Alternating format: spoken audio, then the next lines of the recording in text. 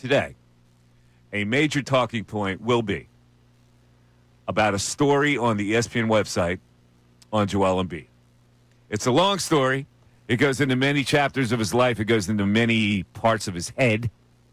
It goes into many areas of the Sixers and what they may or may not have done to facilitate and help this guy be a superstar player. My take right out of the chute is this. It is more woe is me for Joel Embiid. Everybody else is to blame. Not really me. I've been mistreated. Blah, blah, blah, blah, blah. It goes on and on. I don't know, who was behind this story, whose idea was it, whether it was the Joel Embiid camp that initiated a story like this, whether it was the Sixer. I don't know. I don't care. Whether it was Embiid, he seemed reluctant to want to do the interview. If you read the piece, the writer thought he was going to get shown out of his house before the interview even started. But if you haven't read it, you got to read it, and you got to have your own conclusions about it. I really listen. It was a well-written piece. It went on forever. And when a piece goes on forever, there's usually a point to it. I don't know really what the focus on what this writer wanted to bring out on the story, what his point was. But Joel rambled on, and some of the stuff was really interesting, particularly the parts where he addresses the perceptions that people have of him at this point. And one of the perceptions is Joel's lazy, he doesn't care. And he says to that, I still see a lot of people bring it up, talking about the silly stuff I used to do as a kid, just my second, third year in the league. I started playing basketball at 16. You would not be in this position by being lazy. Starting so much later than anybody else, having to learn the game at the rapid rate that I did, coming to a new country, not knowing the language, learning a different culture, adjusting, being by yourself, that would not happen if you were not focused. Well, he's not wrong about that, but we're talking about his focus later on. His focus to be a great player later on, which to me includes being in tip-top shape all the time, which I don't believe he was. So I'm not talking about the stuff he used to do as a kid when he started playing basketball at 16. I'm talking about in the really good parts of his career, what could have been better for Joel Embiid. And I look at it and I go, okay, I know you've had to suffer through these injuries. A lot of these injuries maybe were attributable that you weren't in the shape you could have been in. And so now what am I supposed to think? I'm supposed to feel sorry for you? I don't. All right, here's the other perception. Joel makes excuses. He says to this. It's not making excuses. When you're hurt every year and everybody knows it, it's the truth. Now, do you believe if he was 100%, does he have what it takes to have a chance at winning? I think a lot of people believe that because I've shown it in the regular season when I was healthy. All right, again, we're missing the point here. We're missing the point of were you in enough good shape to stay healthy? I think when people think of Embiid, they think of that part of it. And there are perceptions that go on and on and on. And every one of them, he seems to be making an excuse. For the criticism that comes his way, there is always a reason for it. And I go, all right, maybe not. The one thing that I wanted you to be was to be great. And sometimes I didn't think you wanted to be great enough. Sometimes I thought you thought you were great enough, and that was all you had to do. And that's my problem with Joel Embiid. And so right now, frankly, I am exhausted by the Joel Embiid thing, that we still have to go through this year after year, game after game. He's not ready for basketball, full-time activities on a basketball court already. We're going to start a season with the same thing we started with last year, and it exhausts me thinking about the Sixers. Ray Dunn, you read the story. What were your perceptions? I took away a lot of what we haven't seen from Embiid before in just the sense of like who he is behind the scenes and what it takes behind the scenes for him. When you say you're exhausted by the experience, I think when we had the medical update this week about Paul George, we talked about the here and now with the 76ers. It is an exhausting charade that I feel like we keep going through. But the thing I keep coming back to, and you mentioned it a couple times there, about his own fault in the injuries and staying in shape and all these things. The end of this right now is his knee getting fallen on in Golden State. Like, that's the injury right now that he rehabs to get back from, to trying to get in that Knicks series where he's playing on basically one leg, gets the Bell's palsy, and they get eliminated in the first round because he rushed to come back, and he wasn't like, he scored 34 a game, he had the 50-point game, but Embiid, you saw in that series, I think late in those games, you could see the way he was laboring. In this story, Batum's telling you how much he was laboring through that series. Like, for everything that the Embiid experience was, I think we reached the end here in an unfortunate way. Like, and if it's not the end, I will be proven wrong, because I think a lot of us look at this and say, okay, the 34 points in 33 minutes or 35 points in 34 minutes that he was before the knee gets fallen on in Golden State, that guy, it's hard to imagine him getting back to that level. But for a lot of this, he is culpable in part of what he has not accomplished. But I think there's way more to this story than the people that just look at this and say, it's Embiid throwing his hands up and saying, I tried my best. Like, I think legitimately the guy has fallen into some horrible luck in the NBA. He's got a very interesting life story. I get it. And I think he is so in his own head that he can't break out of it. You know, and he is used to making excuses for himself. I really do believe that. It's like, here's another perception in this story. It says, Joel is talented, but he doesn't have the extra intangible stuff it takes to lead. So that's brought up to him, and he says, well, no one is a winner until they've done it. I'm fine with that narrative because I haven't done it. Charles Barkley, great player, right? But he never won. Iverson never won, but that doesn't mean they weren't great. They were amazing. Everyone leads in his own way. I lead on the court. Over the years, you also grow and you learn a lot. If you ask my teammates now, they'll tell you in a way different story than my teammates a couple years ago, because years ago, I was nowhere to be found. Why? I don't know. I think it goes back to how I was raised. I don't want to say lonely, but when I came to the States, I was alone. I was always taught not to trust anybody. You have to trust your freaking teammates. Are you going to go back to an old perception that you don't trust anybody, and that's why your teammates, you shrink in front of your teammates? He makes excuses all the time, and I'm just tired of it. And now we've reached the end of it because we're never going to see the best Embiid. We've seen the best Embiid, and so we have to go through another season suffering through this.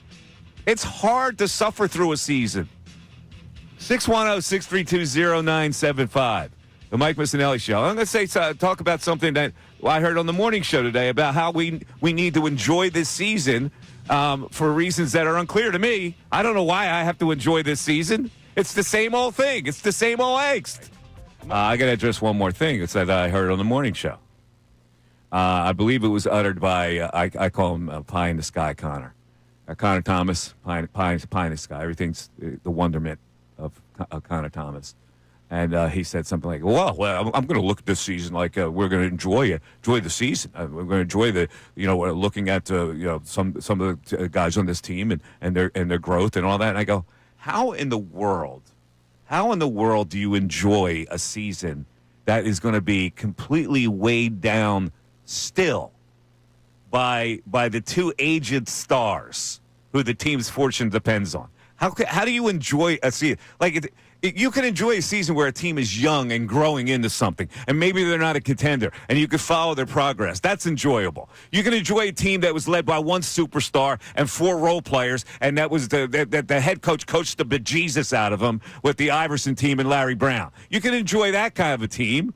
How do you enjoy this kind of a team where it's the tired narrative of the two aged stars who we don't know can get on the court or not? Again, we're going to go through this again. The future depends on it, and we can no longer depend on them.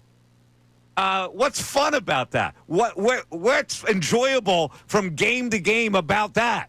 That we're going to see Jared McCain sometimes make some shots? That we're going to see VJ Edgecombe dunk? They're still going to be weighed down by this complete nonsense of these two aged stars who were brought here to play together so they could be a contender. We're going to enjoy watching this team not depend on those older guys again as they drift down in an East that's supposed to be open? I don't get it. What's enjoyable about that? About the entire team experience? Yeah, what's enjoyable about from game to game following the Philadelphia 76ers this year when the same narrative applies. Will Embiid play? Will Paul George play? Will they be a duo that can win? We already know the answer to that. So what's enjoyable about it? And I can't speak necessarily to exactly Connor's line of thinking on this thing. If he's pie in the sky, Connor? If he's looking at it as I'm excited to see what McCain can turn into. I'm excited to see Edgecombe out there. I'm excited for everybody's favorite. Oh, yeah. To start, I forgot about him. To, see how that backcourt start Grimes, for those that don't get the reference here. But for how those guys gel in the backcourt, I can understand someone being excited to see those players specifically. I'm not telling you that you should have championship excitement, that you should be throwing your money down on them to win the East. But isn't that the whole point? What other point do you have unless you think you can be a contender with this particular group I'm talking about? If Embiid and George weren't here, then it may be enjoyable to watch the growth of young players who aren't going to contend for a championship. This team is not going to contend for a championship with supposed star players on it. What's fun about that? Well, I feel like we've all reset the expectation for this group, right? I mean, do you think this is a contending group? There are a lot of people that still have this genie in a bottle perception that, if Embiid can stay healthy and George can stay healthy, there could be a pretty good team because the East is wide open. That perception is out there. And game after game, we're going to have to suffer through the same narrative that we suffered through last year. Boy, could these guys play together? Are they going to recover? Are they going to be hurt? Are they not going to play? Are they going to play? It's the same thing. So if his thought process is he's excited to see them compete, then I'm totally against him on that one. Well, that's what he's saying. That they're going to compete, then yeah. Then in that case, that line of thinking to me is way too optimistic. If his point is, hey, I want to see what Jared McCain is, I want to see what Edgecombe is, I want to see what that backcourt's going to be, that's the only thing getting me going for basketball season. That's the only thing that's got me you know what? When they lace them up, I'll watch. With that, they are still bogged down by the other thing. If the other thing was removed, then you could have more fun.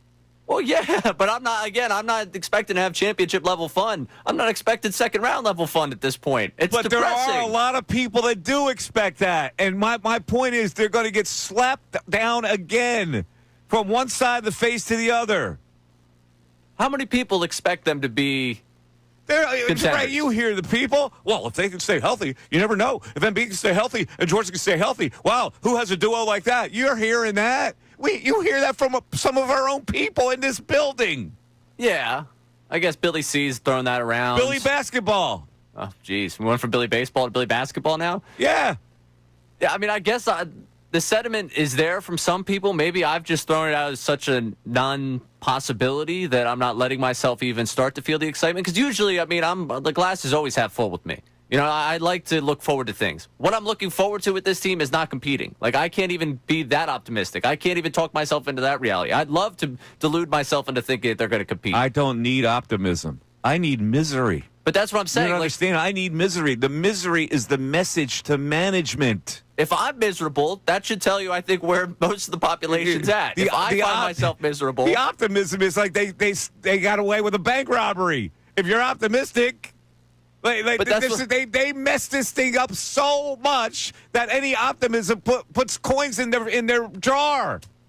And what I'm telling you is that if I'm not optimistic, I feel like I am usually on that whole curve of optimism. I'm usually furthest towards optimistic. If I've found misery, I think a lot of this fan base has found misery. Because me personally, I'm usually the last one off the Titanic when it's going down. I'm like, the music sounds good. This is a nice ship. I'm having a good time. I would be one of the last ones out. So if I'm out, I can imagine most of the population out. I hate the fact that I have to follow this team this year. I hate it. I really do. Because you're going to be faced with the same misery and agony that you were faced with last year, with guys being load managed, guys being pulled out of the lineup, guys missing weeks at a time because of injury. The same old thing. And it didn't change one iota. In fact, the same management team that messed this whole thing up is still there. And you didn't even have a coach. I think about the Iverson team. You had a coach that made that brilliant. You don't have a coach that can make anything about this thing brilliant. 610-632-0975. We'll get to our text board after this. Thanks for watching. I love these outro videos because I can actually talk with my hands and it looks normal here. So subscribe right here and watch some more videos for us. How about it?